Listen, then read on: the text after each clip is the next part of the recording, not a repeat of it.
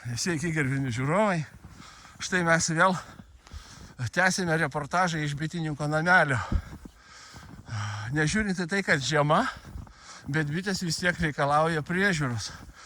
Ypatingai po pastarųjų dienų snygio. Reikia būtinai apžiūrėti avilius ir avilių laktas, nuvalyti nuo sniego, nes vargšelės bitės gali uždusti. Todėl būtina pasiaukoti šiek tiek dėl jų, kad paskui galėtume kopinėti jų medų. Tai va, pabiškai artėsim prie avilių ir apvalysim juos nuo sniego, nes tikiu, kad jos tikrai, va, aišku, užneštos laktos, matosi vargšės, nes jeigu sniegas o taip uždengęs laktas, tai nei bitės lavonėlių išnešt gali iš avilio.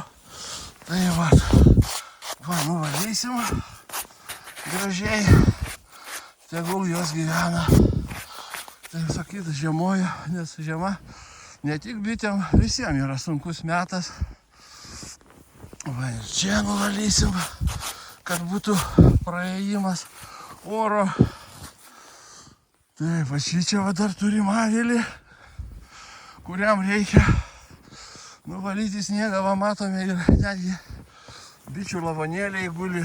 Va, nufilmuosim vienas, kitas išnešti iš avilio tam, kad neužkištų laktos, kad eitų oras, kad būtų švaru avily.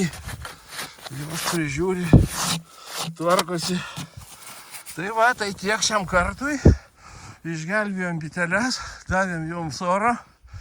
Va, dabar tegul jos toliau ramiai miega, žiemoja.